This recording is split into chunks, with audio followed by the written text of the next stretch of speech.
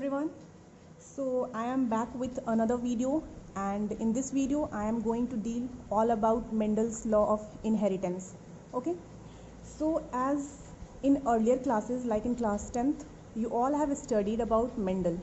Okay, so he was a scientist, and he experimented about the inheritance, that the character which transfer from the parents to the offspring.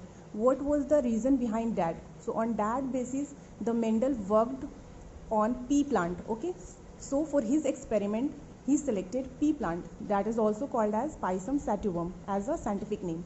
So why he selected pea plant? So this is the question. So if we find the answer, then the answer will be that a pea plant will show different characters. It means that कि जो P plant होता है उसके पास various characters होते हैं, तो उस character को लेकर ईजिली होता है एक्सपेरिमेंट करना. तो ये तो हमारा हो गया फर्स्ट रीज़न. दूसरा रीज़न ये था कि जो पी प्लांट होते हैं वो अपना जनरेशन जो है वो बहुत जल्दी कंप्लीट कर लेते हैं. So it means that the pea plant have a short life cycle. Okay, मतलब कि विद इन 2 to 3 months वो अपना लाइफ साइकिल कंप्लीट करते हैं और उसी 2 से 3 महीने के अंदर अपना ऑफ स्प्रिंग शुरू कर देते हैं डेवलप करना. ओके, ये हमारा सेकेंड कैरेक्टर था. थर्ड कैरेक्टर या थर्ड फीचर ये था पी प्लांट के सिलेक्शन के लिए कि जो हमारा जो ऑफ स्प्रिंग होता है पी प्लांट का वो एक बार में बहुत सारे क्वांटिटीज़ में होता है. So production of the offspring is in very large amount. So this was the third features of the pea plant, जिसकी वजह से मेंडल ने पी प्लांट को ही चूज़ किया for his experiment. Now if we talk about the characters, तो ये भी बेसिक हम लोगों ने क्लास 10th में पढ़ के रखा है कि जो मेंडल्स थे वो अपने पी प्लांट के लिए 7 कैरेक्टर्स का चूज़ किए थे या 7 कैरेक्टर्स उन्होंने लिया था. उसमें से कैरेक्टर्स क्या था? तो उसमें फर्स्ट कैरेक्टर था हमारा plant height, second one was flower colour, and the third is flower position, then pod shape, pod colour, seed shape and seed color. Okay, so these are the 7 characteristics which Mendel has chosen for his experiment. So this was all about the basics of the Mendelism. So now we will discuss about Mendel's law of inheritance. जब Mendels ने अपना experiment complete किया तो उन्होंने inheritance को लेकर 3 laws forward किए. Okay, जिसमें कि हमारा फर्स्ट लॉ था law of dominance, second law था law of segregation, and the third one was law of independent assortment. Okay, जिसमें कि हम लोग ये 3 लॉज के बारे में पढ़ेंगे. बट यहाँ पे ये समझने की बात है कि जब हम लोग 10th में पढ़ते हैं तो क्लास 10th में हम लोग 3 लॉज पढ़ते हैं. Okay, but in senior classes जब हम लोग ग्रेजुएशन लेवल पर पहुँचते हैं तो वहाँ पे ये जो है ये 2 लॉज जो है वो होता है. So this 2 laws are the universal laws. और ये लॉ ऑफ डोमिनेंस को नेग्लेक्ट कर दिया जाता है. क्यों? बिकॉज ये जो है ये एक एक्सेप्शनल लॉ है. ओके, मतलब कि जब हम लोग आगे के वीडियोस देखेंगे तो उसमें इस लॉ ऑफ डोमिनेंस के रिगार्डिंग 2 एक्सेप्शन देखने को मिलेगा. और वो 2 एक्सेप्शन कौन कौन सा होगा? सो वो 2 एक्सेप्शन होगा. The first will be codominance and the second exception will be incomplete dominance. Okay, so these two are the exception of law of dominance. तो इसी वजह से लॉ ऑफ डोमिनेंस के 2 एक्सेप्शन होने की वजह से इस लॉ को फॉलो नहीं किया जाता है. और फिर बाद में ये कंसीडर किया गया कि ये जो लॉ ऑफ डोमिनेंस के बारे में मेंडल ने बताया था इसको एज अ पॉस्टुलेट्स लिया गया कि ये मेंडल का पॉस्टुलेट है, लॉ ऑफ डोमिनेंस नहीं है. अब यहाँ पे आता है law of segregation, second law, and the third law. Okay, so the law of segregation and law of independent assortment, ये 2 को हम लोगों ने यूनिवर्सल लॉ बोला. तो ये 2 क्या है? यूनिवर्सल लॉ है. यूनिवर्सल लॉ इसलिए बोल रहे हैं क्योंकि ये जहाँ जहाँ पे भी क्रॉसिंग होगी वहाँ पे लॉ ऑफ सिग्रीगेशन भी फॉलो होगा और वहाँ पे लॉ ऑफ इंडिपेंडेंट असॉर्टमेंट भी फॉलो होगा. ओके, लेकिन बहुत सारे क्रॉसिंग में ये हम लोगों को देखने को नहीं मिलेगा लॉ ऑफ डोमिनेंस. तो ये just as a postulate consider किया गया और ये हो गया फर्स्ट लॉ ऑफ सिग्रीगेशन. और फिर इसको कहा गया second law, that is law of independent assortment. So this was the main 2 laws, law of segregation and law of independent assortment. लेकिन हम लोग अपने वीडियोस में लॉ ऑफ डोमिनेंस भी देख लेंगे जो है कि एज अ पॉस्टुलेट है. Let's talk about first law of dominance. Okay, so पहले हम लोग लॉ ऑफ डोमिनेंस देख लेंगे, उसके बाद हम लोग देखेंगे कि ये जो लॉ ऑफ डोमिनेंस जो आया था, ये जो कॉन्क्लूज़न निकल कर आया था, ये किस बेसिस पे मेंडल ने दिया था. ओके, पहले हम लोग लॉ ऑफ डोमिनेंस समझेंगे. सो डोमिनेंस, जैसा कि मैंने पहले भी डिस्कस किया है, डोमिनेंस जो है वो क्या शो करता है, डोमिनेटिंग कैरेक्टर, जो खुद को ज़्यादा एक्सप्रेस करे और दूसरे को के कैरेक्टर को हाइड कर दे, तो वो कहलाता है dominance. So what was the first law of dominance? So when two different unit factors, अब अगर हम लोग मेंडल पढ़ रहे हैं तो मेंडल में फैक्टर्स तो आएगा ही. फैक्टर्स कुछ भी नहीं है, फैक्टर्स जो है वो सिंपल टर्म में जीन को ही बोलते हैं, जीन्स या एलील्स, इसको ही मेंडल ने फैक्टर्स बोला. ओके, तो कन्फ्यूजन क्रिएट करने की ज़रूरत नहीं है. So when two different unit factors are present in single individual, only one factor is able to express itself and known as dominant factor. Another factor that fail to express itself is called as recessive factor. So as I already cleared the concept about dominant and recessive. Okay, अब हम देखते हैं ये जो law of dominance है, इस law of dominance में कह क्या रहा है. तो बोलता है कि जब हम किसी एक सिंगल इंडिविजुअल ले रहे हैं और उस इंडिविजुअल के किसी भी एक कैरेक्टर के बारे में पढ़ रहे हैं, तो उस कैरेक्टर में क्या होगा कि हमारा दो एलिल्स प्रेजेंट होगा. देख लो यहाँ पे इस एग्जाम्पल में दो एलिल्स प्रेजेंट है, एक कैपिटल टी है और एक स्मॉल टी है. ठीक है, अब कह रहा है कि इसमें से वो फैक्टर खुद को ज़्यादा एक्सप्रेस करेगा जो डोमिनेट कंडीशन में प्रेजेंट है या जो डोमिनेटिंग है. तो कैपिटल टी डेफिनेटली खुद को ज़्यादा एक्सप्रेस करेगा स्मॉल टी की कंपैरिजन, तो यहाँ पे ये अपना डोमिनेटिंग कैरेक्टर शो करेगा इसके कंपैरिजन और इसके एक्टिविटी को सप्रेस करेगा. सो इस कंडीशन में वही एलील खुद को डोमिनेट करेगा या वही एलील खुद को एक्सप्रेस करेगा जो डोमिनेटिंग नेचर का होगा. So this is the dominant allele and this is the recessive allele. अब लॉ ऑफ डोमिनेंस जब भी हम लोग देखेंगे तो वो हमेशा हेट्रोजाइगस कंडीशन में ही दिखेगा. क्यों हेट्रोजाइगस कंडीशन में? क्योंकि अगर हम होमोजाइगस कंडीशन कंसीडर करते हैं like capital T and capital T, तो ये भी कैपिटल ये भी कैपिटल, क्या ये पॉसिबल है कि ये दोनों एक दूसरे के लिए एक्सप्रेस करें? नहीं, दोनों इक्वालिटी शो करेंगे. अगर हम स्मॉल टी ले लेते हैं, स्मॉल टी ले लेते हैं, तो ये भी पॉसिबल नहीं है कि ये दोनों किसी एक को डोमिनेट करें, क्योंकि दोनों ऑलरेडी स्मॉल टी है, तो ये भी इक्वालिटी शो करेंगे. सो इसलिए हमेशा जब भी लॉ ऑफ डोमिनेंस फॉलो होगा, ये डोमिनेटिंग कैरेक्टर जब भी दिखेगा वो हेट्रोजाइगस कंडीशन में ही दिखेगा. Okay, so law of dominance always follow in heterozygous condition, जिसमें कि एक जो है वो डोमिनेटिंग कैरेक्टर का होगा एलील और दूसरा एलील जो है वो रिसेसिव कैरेक्टर का होगा.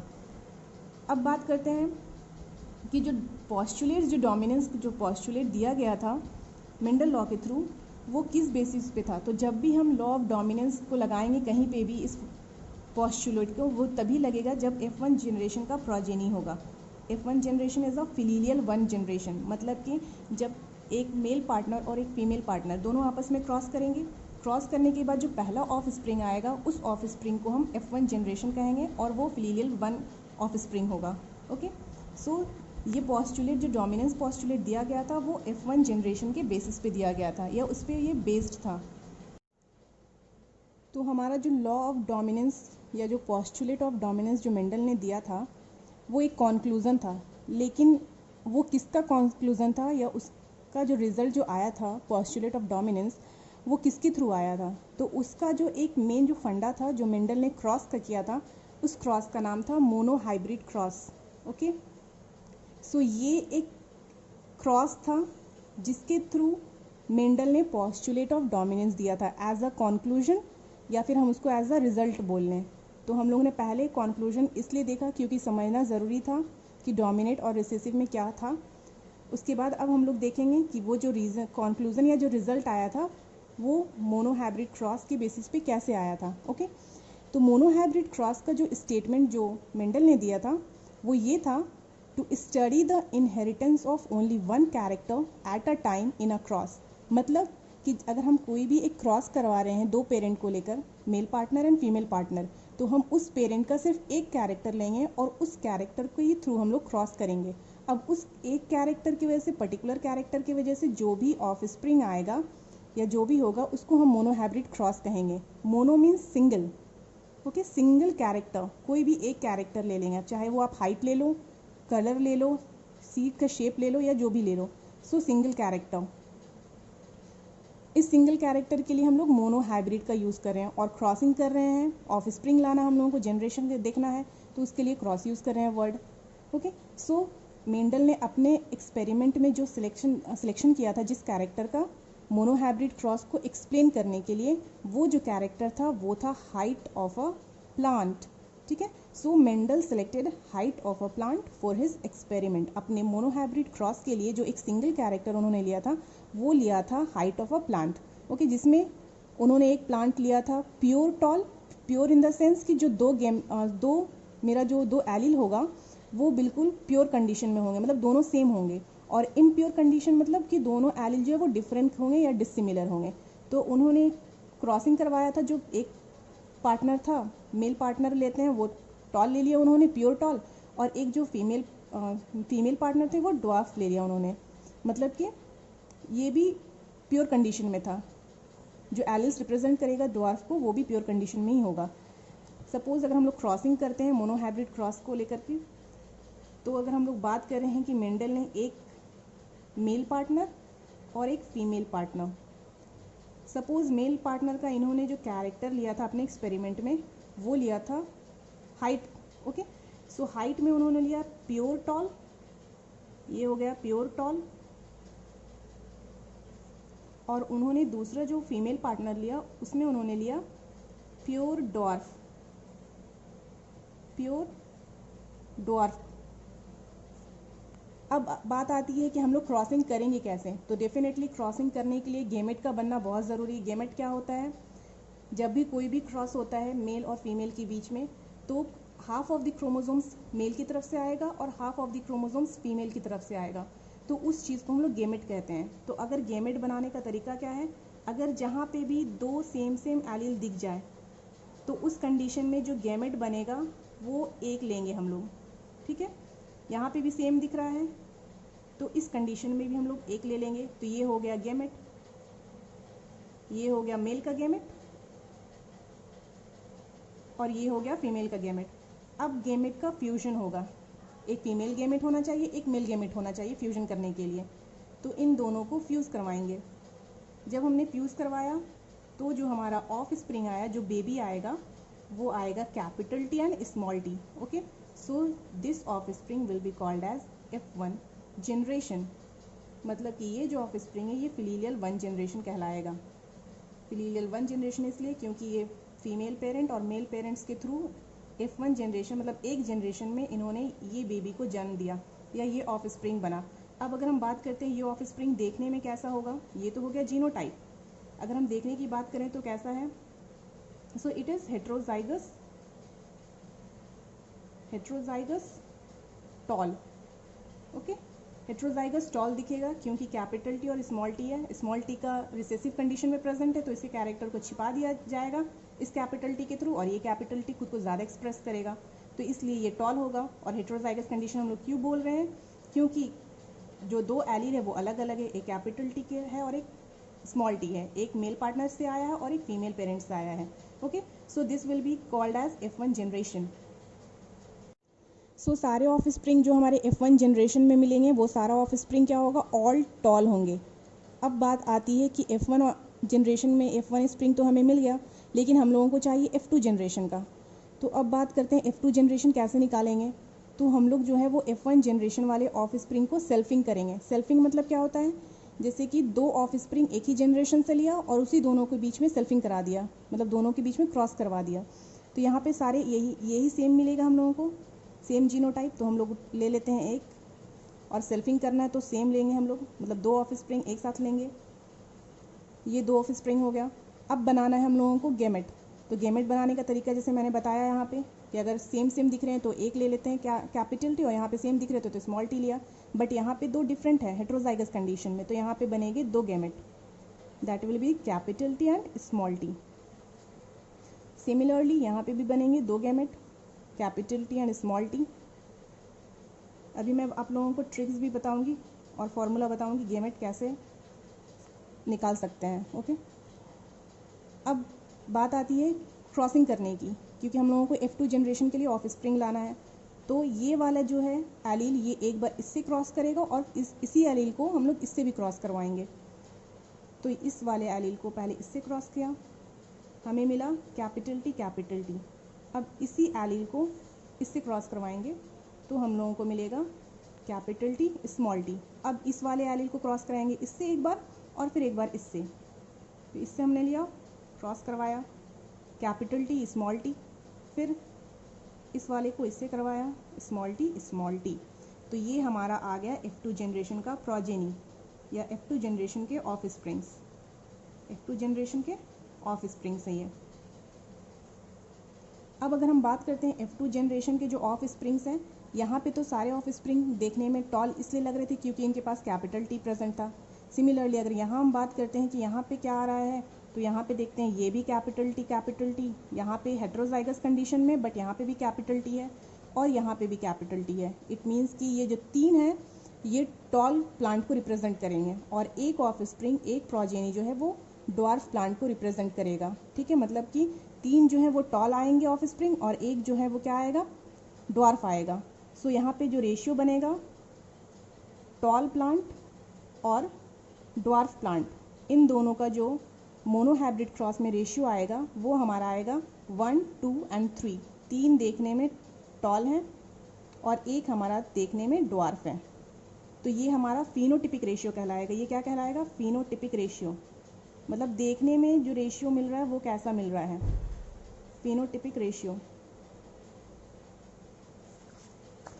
नाउ अगर हम जीनोटिपिक रेशियो की बात करें तो देखो यहाँ पे जैसे कि एक ये कैपिटल T है, ये एक ही तरह का दिख रहा है, यहाँ पे एक कैपिटल T एक स्मॉल t दिख रहा है, तो ये तो एक यहाँ मिल गया और सिमिलरली यहाँ पे भी दिख रहा है कैपिटल T स्मॉल t। तो मीन्स दो जो हैं जीन वो एक तरह के दिख रहे हैं, एक ये जीनोटाइप बिल्कुल अलग दिख रहा है और ये जीनोटाइप अलग दिख रहा है। तो अगर जीनोटिपिक रेशियो की बात करें, जीन कैसा जीन प्रेजेंट है, तो उस बेसिस पे जीनोटिपिक रेशियो जो हो जाएगा वो हमारा हो जाएगा एक capital T ratio, capital T ratio small t। तो ये वाला जो जीन है वो एक प्रोजेनी में देखने को मिलेगा जीनोटाइप, और दो ऑफ स्प्रिंग ऐसे होंगे जो ये वाले जीन को शो करेंगे और एक ऑफ स्प्रिंग जो है वो स्मॉल t को शो करेंगे। तो ये रेशियो जो है ये जीनोटिपिक रेशियो कहलाएगा।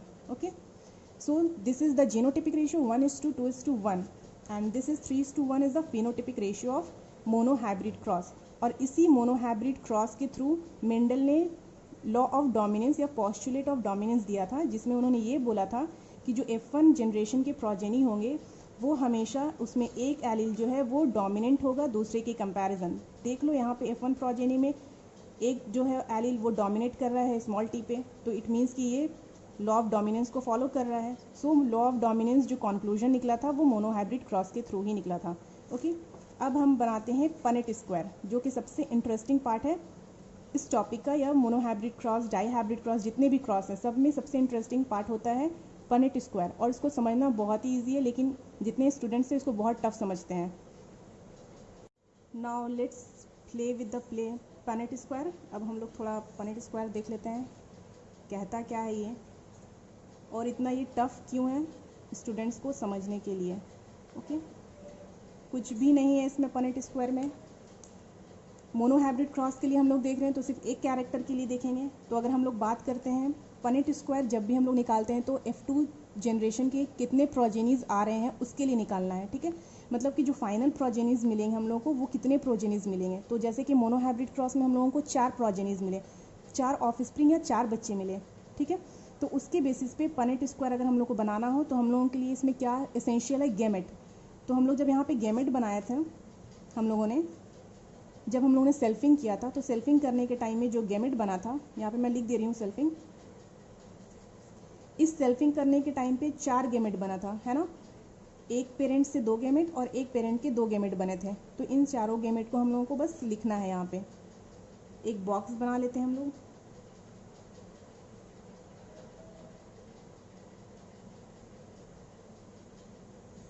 Like this.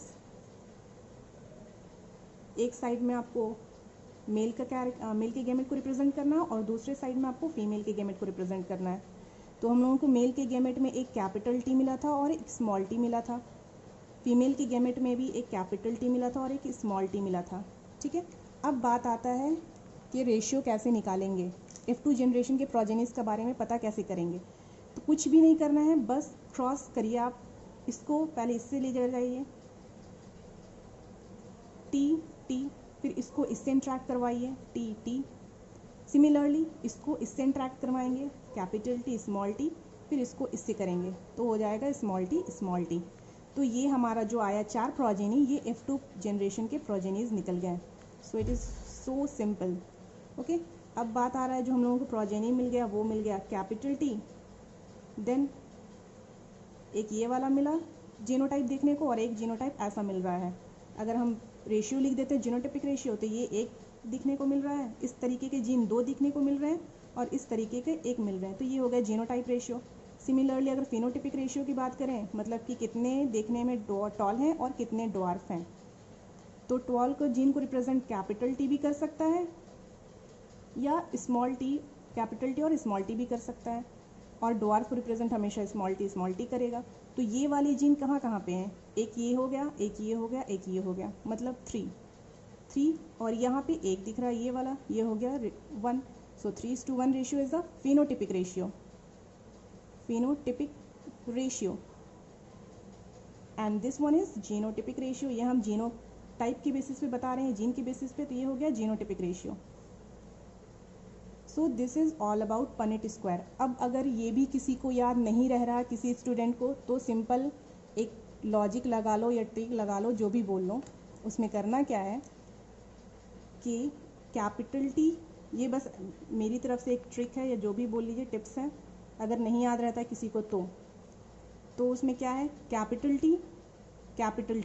ओके, एक बार लिखेंगे हम लोग रोज़ में और एक बार कॉलम में लिख लेंगे। ये हमने कॉलम में लिख लिया और एक बार रोज़ में लिख लेते हैं कैपिटल टी और एक स्मॉल टी लिख लेते हैं। मतलब कि एक बार जो हम लोगों ने कॉलम में लिखा वो कैपिटल टी लिखा, और फिर दूसरी बार जब कॉलम में लिखा तो उसमें एक कैपिटल टी लिखा और एक स्मॉल टी लिखा। सिमिलरली अब हम लोगों को नीचे से शुरू करना है और वहाँ पे हॉरिजॉन्टली लेकर चलेंगे। यहाँ पे जो शुरू करेंगे वो स्मॉल टी से शुरू करेंगे, स्मॉल टी, सब जगह स्मॉल टी लगाना है, स्मॉल टी, ठीक है। उसके बाद स्मॉल टी और फिर यहाँ पे कैपिटल टी। जैसे यहाँ से हम लोगों ने किया था उसका जस्ट अपोजिट इधर से करेंगे, तो ये हो जाएगा एक टॉल, एक ये टॉल, एक ये टॉल, 3 टॉल मिल गया, एक मिला ड्वार्फ कंडीशन, तो रेशियो 1 हो गया, मतलब फिनोटिपिक रेशियो। जीन की बात करें तो एक ये कैपिटल टी। अब अगर हम जीनोटिपिक रेशियो की बात करें तो जीन देखने में कितने तरह के मिल रहे हैं, तो एक तो ये मिल रहा है कैपिटल टी वाला, एक मिल रहा है एक कैपिटल टी स्मॉल टी, और एक कैपिटल टी स्मॉल टी यहाँ मिल रहा है। मतलब कि इस टाइप के जीन जो हैं ये 2 मिल रहे हैं, और एक स्मॉल टी मिल रहा है, मतलब 1 मिल रहा है। तो इट मीन्स जो जीनोटिपिक रेशियो दिख रहा है वो 1:2:1 दिख रहा है। तो ये तो हो गया ट्रिक्स की बात। अब अगर हम बात करते हैं कि किसी बच्चे को गैमेट निकालने नहीं आ रहा है, तो उस कंडीशन में करना क्या है, तो उस कंडीशन में हम लोग लगाएंगे फॉर्मूला क्या है, तो गैमेट अगर निकालना है तो गैमेट फॉर्मूला हो जाएगा 2n, ओके। और जीनोटिपिक फार्मूला मतलब कि अगर हमको F2 जनरेशन के प्रोजेनीज को निकालना है, ये याद रहे कि हम लोग जो भी कर रहे हैं वो F2 जनरेशन के लिए ही कर रहे हैं। जीनोटाइप फार्मूला, ठीक है, जीनोटिपिक कॉम्बिनेशन क्या आएगा या जीनोटाइप निकालना बच्चे कितने होंगे F2 जनरेशन के, उसके लिए हो जाता है 4n। अब यहाँ पे जो n है, ये n है क्या, ओके, तो ये n है हेट्रोजाइगस एलील। जहाँ जहाँ पे हेट्रोजाइगस एलील दिख गया पावर चढ़ा देना है बस, और कुछ भी नहीं करना है, हेट्रोजाइगस एलील, ओके। देख लेते हैं हम, जैसे कि हम लोगों ने मोनोहाइब्रिड क्रॉस में क्या किया था, सेल्फिंग किया था हम लोगों ने। तो सेल्फिंग की कंडीशन में क्या हुआ था, हमें एक ये मिला था, F1 प्रोजेनी मिला था, ठीक है, और इसी प्रोजेनी को हम लोगों ने सेल्फिंग करवाया था। सेल्फिंग करवाने के मतलब कि इसके साथ हम लोगों ने एक और प्रोजेनी को क्रॉस करवाया था, ठीक है। तो बात आती है पहले गैमेट फार्मूला कैसे अप्लाई करेंगे। तो यहाँ पे इस ये पेरेंट है, ये अपना गैमेट बनाएगा और ये पेरेंट अपना पहले गैमेट बनाएंगे, फिर वो दोनों गैमेट का फ्यूजन होगा। तो देखते हैं इस वाले पेरेंट्स के पास हेट्रोजाइगस एलील कितना दिख रहा है, कितने कंडीशन में दिख रहे हैं। सिमिलरली एक ही दिख रहा है, कैपिटल टी स्मॉल टी, और यहाँ पे भी वही सेम है, कैपिटल टी स्मॉल टी। मतलब कि हेट्रोजाइगस कंडीशन में एक एलील यहाँ पे है इस पेरेंट के पास और एक एलील इस पेरेंट के पास है। अगर हम इस फॉर्मूला पे रखते हैं 2n, तो is equal to 2 the power n की वैल्यू कितनी 1, तो इट मीन्स कि ये वाला जो पेरेंट है ये कितना गैमेट बनाएगा 2। सेम 2n, यहाँ पे भी एक heterozygous condition, so 2 to the power n equal to 2। It means कि ये पेरेंट के 2 गैमेट बनेंगे और इस पेरेंट के 2 गैमेट बनेंगे, टोटल हो गए 4 गैमेट। तो सेम 4 गैमेट हम लोगों ने यहाँ पे रखा था पनेट स्क्वायर में, capital T small T, capital T small T, ये निकल गया गैमेट हमारा। अब बात आती है कि हम लोग जीनोटाइप का फॉर्मूला कैसे लगाएंगे कि हम लोगों को F2 जनरेशन के जो प्रोजेनीज है उसके बारे में पता चले। ओके, तो इसमें क्या करना है कि जो हमारा सेल्फिंग करवा रहा था हम लोगों ने किया था, like capital T small T, capital T small T, ये जो हम F1 ऑफ स्प्रिंग को लेकर जो सेल्फिंग कर रहे थे, तो यहाँ पे देखेंगे इस वाले के पास भी सेम हेट्रोजाइगस कंडीशन में सेम प्रेजेंट है और यहाँ पे भी हेट्रोजाइगस कंडीशन में सेम एलील प्रेजेंट है। तो यहाँ पे ऑफ स्प्रिंग कब बनता है, जब ये दोनों कंबाइन करते हैं। तो यहाँ पे हम सेपरेटली नहीं लेंगे। ओके, अगर इसके पास भी यही है, इसके पास भी यही है, तो हम इसको एक ही कंसीडर करेंगे, मतलब एक हेट्रोजाइगस कंडीशन में प्रेजेंट है। लेकिन अगर यहाँ पे कुछ और होता और यहाँ पे कुछ और होता, तो यहाँ पे 2 हेट्रोजाइगस कंडीशन में प्रेजेंट होते हैं तो फिर उसको 2 कंसीडर करते हैं, लेकिन यहाँ पे सेम सेम है तो सेम कंसीडर करेंगे। इट मीन्स कि यहाँ पे जो हेट्रोजाइगस कंडीशन हम लोगों को मिल रहा है, या हेट्रोजाइगस जो एलील मिल रहा है, वो हम लोगों को मिल रहा है 1। ओके, अब इसी 1 को फार्मूला पे पुट कर देंगे।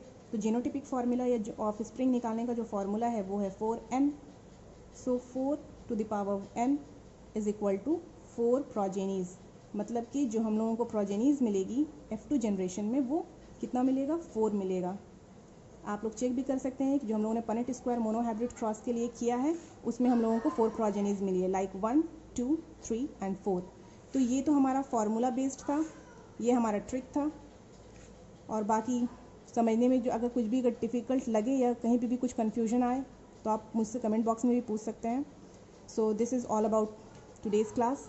होप कि आप लोगों को ये चीज़ भी समझ में आएगा। मैंने जितना ईजी हो उतने ईजी वे में मैं समझाने की कोशिश कर रही हूँ ताकि किसी भी स्टूडेंट को क्रॉसिंग में या पनेट स्क्वायर बनाने में कुछ भी प्रॉब्लम ना आए। ज़रूरी नहीं है कि बायोलॉजी को रट्टा ही मारा जाए, ठीक है।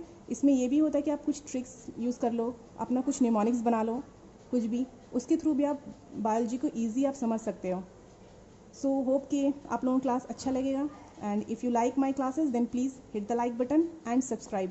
Okay, till then, thank you.